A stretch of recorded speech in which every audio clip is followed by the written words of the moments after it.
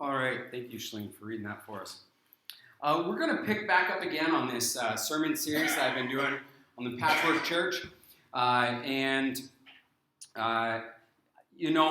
kind of, if you were to take a look at that, we've kind of gone around the horn, right? We've talked about love. We've talked about how we're called to give agape love and how difficult that is, right? That we actually can't give agape love unless we are first fully filled. And we do that through fellowship with one another. We build one another up. That's the purpose of the church, right? To build one another up. We've seen already example. Thank you for your testimony, Don, of how that has happened this morning. Right? We build one another up. But all of it is to lead us to the cross, right? And today, I want us to dive into this passage of Scripture. Jesus tells his disciples, if anyone would come after me, let him deny himself, take up his cross, and follow me. Probably not one of the most famous, probably not one of the most popular sermons that Jesus preached, you know? He probably didn't have all the crowds at that point going, oh yeah, we want to stick with you now, Jesus. So this story happens in Matthew chapter 16, and we do know that right before it, we saw what happened. It's that moment where Jesus says to his disciples, who do you think I am? Who do people say that I am? And we have that famous statement by Peter, you are the Christ. And then Jesus says, okay, I am the Christ. Don't tell anybody. But by the way, you all don't really understand what that means yet. Because in their minds, they were looking for the Messiah that was going to deliver them from Rome. And they were looking for this political Savior who was going to save them in a physical way. And he's like, I must suffer many things. And so as he starts to tell them of some of the sufferings, Peter gets in the way. I love how Matthew puts these two stories of Peter back to back. One of the most profound statements to ever come out of Peter's mouth is followed up by one of the most profound chastisements in Scripture. Jesus says, get behind me, Satan. You're a hindrance to me. For you're not setting your mind on the things of God, but on the things of men. Wow. Wow. Like I said, we're going to look at this a little bit deeper. There's 3 statements in this verse. If anyone would come after me, let him deny himself, pick up your cross, and follow me. All right? So we're going to look at those 3 statements in turn and see what they have to say. Let's deal with deny yourself first, okay? Because that's really where it starts. That's where it starts. It starts with denying myself because it's not about me. It's not about what I want. It's not about what I can get. It's not about my glory. It's not about my accomplishments. It's not about my needs. It's simply not about you. It isn't. And we like to make ourselves the center of every story, don't we? It's like, man, the Ticats won the game. Yeah, it's because I was cheering for them, right? My brother-in-law, we went to see the game the other day, right? And it's like, my brother-in-law is like cheering for the Stamps. It's like, yeah, they lost. That's probably because you were wearing the wrong socks today, right? We get on all this ridiculous stuff that makes it all about us. It's got nothing to do with us. We were in the highest, farthest, cheapest, nosebleediest seats in the whole stadium. We could see the game all splayed out very small below us. At one point, Tamber held her fingers up, and you could see the other side of the stadium all in about that size, right? It's like, and stack the whole stadium in that space. Right? It's not about us. The story of God, the story of creation, the story of redemption isn't about us. We're players in it, but it's not about us. And so we need to learn to deny ourselves. You know, in some senses, I would like to think of it like a mirror, right? When you look at a mirror, a good mirror kind of disappears, doesn't it? You don't really see the mirror. All you see is the reflection back. It does its purpose. It reflects back the image that it's given. A good mirror just kind of disappears. Now, sometimes that mirror doesn't disappear, and it's all spotted and dirty, and you're like, who needs to wash this window? Right? That's that conversation in our family, right? We got 5 people making a mess in the mirror, so whose job is it, right? Dolly, you were missing your mirror this morning, right? It's like, that mirror, where is it when I need it? But a mirror, when it's doing its job properly, just kind of disappears. It's not the story. It's not the subject. It reflects back. And we need to be like that. We need to be reflectors. Reflecting the image of God, allowing his image to be seen through us, to our community.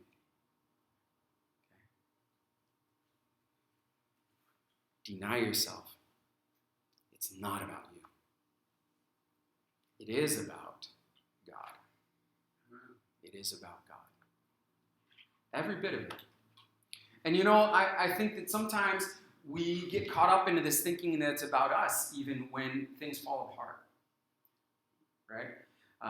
It's like, it's all about me because my world's falling apart right now. And we need to remind ourselves in those moments, guess what? It's not about me.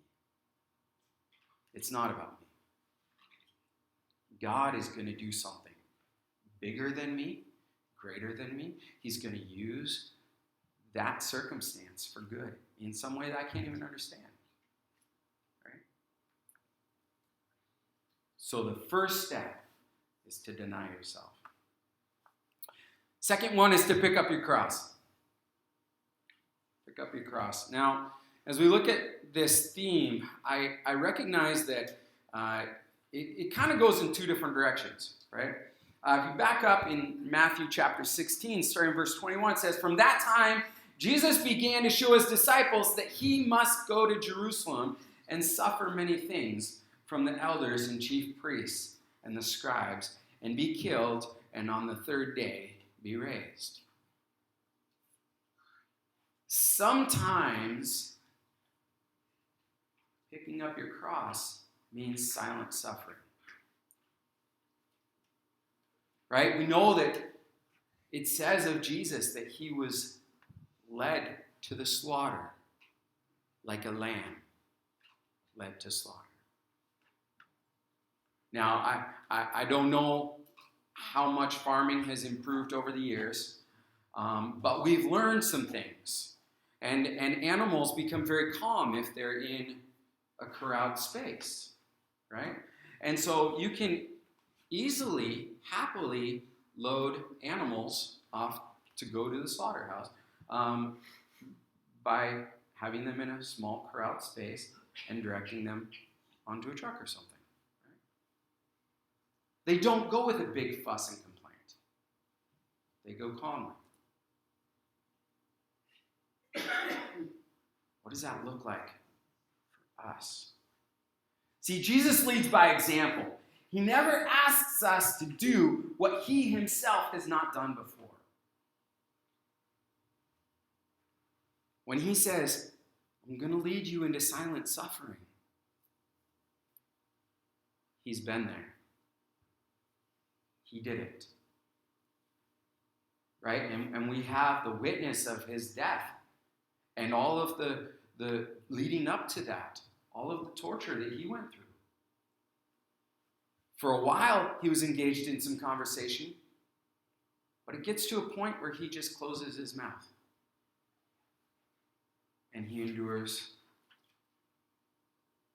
great injustice at the hands of people.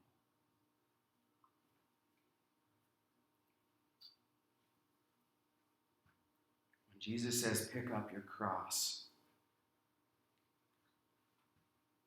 I'm going to lead you into silent suffering. He does so having done it himself.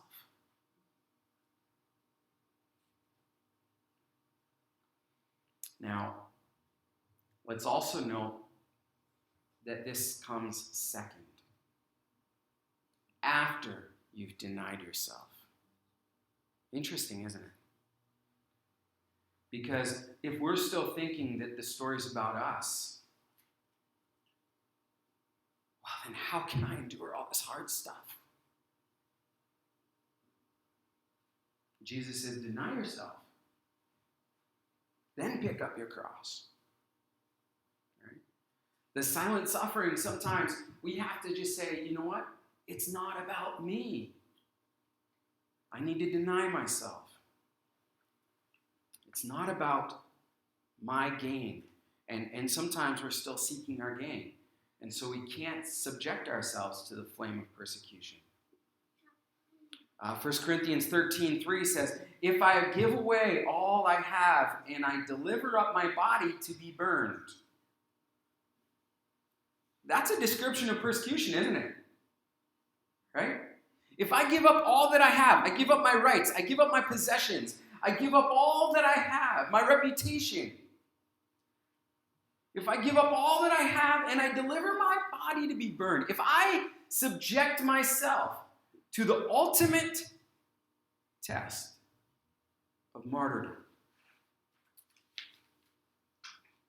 but have not love, I gain nothing. Absolutely nothing.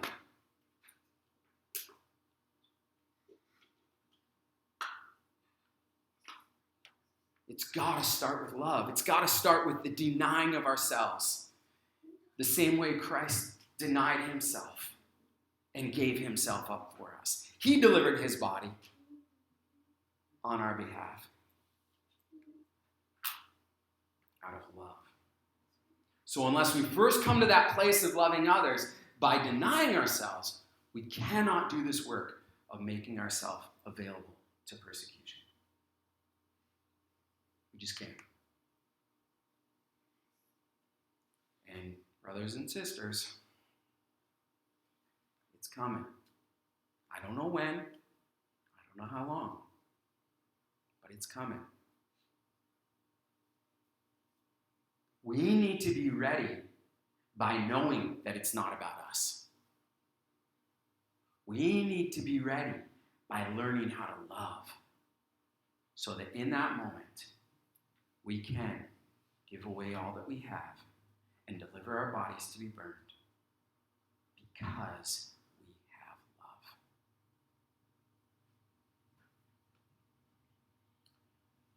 So sometimes denying yourself, picking up your cross means silent suffering. Other times, it means standing firm. It actually does. See, we sometimes like to preach in the church that we only preach the turn the other cheek part. Right? Look at Jesus. What does Jesus do? I mean, sure, he says, from that time on, right? Look at verse 22, though.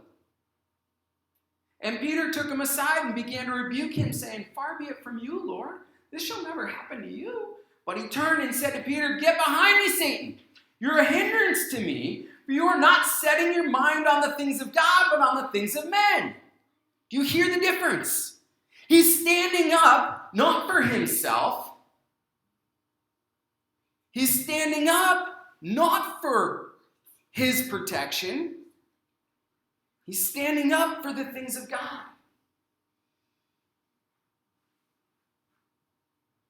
Sometimes picking up your cross means making a stand. Taking a stand, being firm, being resolute. Sometimes picking up your cross means holding your ground.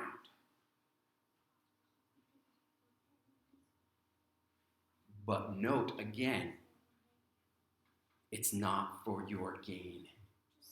What are you standing your ground for? What are you planting your flag on? And I will not be moved by this. Is it for your gain? Do you have man's motives, man's intentions in mind? Is it, I am going to demand my rights because it's all about me? Why?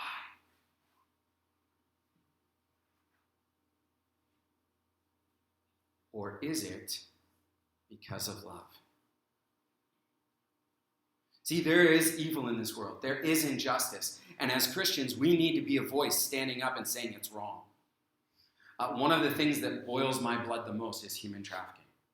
And I had a conversation with somebody not too long ago, somebody saying, hey, not too long ago, human trafficking, all the Christians were all abuzz about this. And now they're all silent. Did the problem go away? No, it didn't go away. Right? Sometimes it means standing up and saying that's wrong. To be honest, I am very passionate about addictions as well. And part of the reason I'm passionate about it is because I know that the pornography industry thrives on human trafficking. They're connected. Innocent clicks, not even buying, just innocent clicks. Feed that industry. And so I'm passionate about it. I'll stand up here and say it's wrong. And if I have an opportunity in any place in my life to plant my flag, I will stand that ground.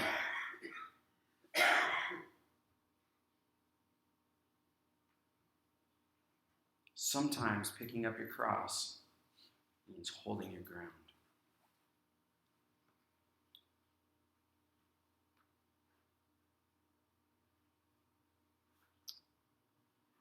The third thing he brings up is follow me. We become the disciples or a student who makes it their occupation, or maybe their preoccupation, to be just like Jesus. You know that? Sometimes as a student, it's like, man, we care about that. Because it's not about us. Remember, we denied ourselves. What do we plant our flag about? I'll tell you what we plant our flag about. It's about being a disciple of Jesus. Following after him. Now, the imagery here is actually really cool, right? It's like if you were to put your hands on Jesus' hips, okay? And walk behind him the way he walks, right? Now, the disciples, they followed Jesus for like 3 years, right? They walked around with him everywhere. They heard all this conversation. There was really a point in time where he was like, okay, y'all go over there. I'm just going to have a little private conversation over here, right? Oh, they're part of everything. And the reason is because the imagery of the disciple is you're putting your hands on their hips and you're just following. It's like, he kind of limps a little bit there. Okay, I'm going to start being like that, kind of limps a little bit, right? Oh, maybe he's got a little bit of a weird accent too, So, okay, I'm going to start talking like him, sounding like him, right? Whatever it is. I mean, that's the image that we have of being a disciple. That's what it means to be a disciple. It's to walk after, to follow behind, to do what he does. And he says, pick up your cross, deny yourself, pick up your cross, follow me. Come after me. See what I do. Learn what I do, and then do it. Just the way I do it. Just the way I do it. I like the moment when Jesus calls some of the fishermen, to follow after him, right? You got James and John, and Andrew, right? They're all fishing, and he comes up one day and he's like, "Hey, follow me. I'll make you fishers of men." I love what he does there, right? It's like they're all fishing and they're doing their thing, and he's like, "I'm not going to change the thing you're doing, sorta. You're all really good fishermen. I'm not going to change that. I'm just going to take that and use it for kingdom work instead of filling your own pockets." Right? See, God doesn't come to us and say, "Oh, you can't have a job. You can't have a preoccupation. You can't have these other things." What he does is he says, "I want you to do it for me. Right? Follow me and I'll make you fishers of men." Right? And if we were all seamstresses, Jesus would come up and he'd be like, "Follow me, and I'll make you sewers of people." Right? Right? I mean, I don't know, whatever it is. Maybe if we're all construction people, he'd be like, "Hey, come follow me. I'll make you builders of churches." Right? He takes whatever it is we do, and he says, "Now use that for my glory." Oh, yeah. I'm going to invite you to come back tonight. Tonight we're going to be exploring more of what that means to work and enter into our occupations or whatever it is that God has us to do for his glory. And so I got a really cool video series. My favorite guy. I just love him. I was actually listening to the video again last night, and as I'm listening, I'm just like, man, I love this guy. He just loves Jesus, and it pours out of him. And so come back tonight. We'll talk more about what this means to follow Jesus in the workplace, all right? And in your occupations, whatever that be. So that's at 6:30. 6:30 to 8. We're going to try for an hour and a half. I will respect that hour and a half, so you can get out for sure by 8. But we might even trim off a little bit and let you out a little sooner. We'll see how it goes. But please do come back. Deny yourself. Pick up your cross. Sometimes that means silent suffering. Sometimes it means standing your ground. And follow me. It's all about him. It's all about him. We're going to close now. To God be the glory. Because that's what it's about. His glory. He says, "I am passionate about my glory." And the reason he's passionate about his glory is not because he's all egotistical. He's passionate about his glory because he is the only thing that is deserving of any glory. He is the only place that we should worship. The only thing that gets our affections. So would you stand as we close? To God be the glory.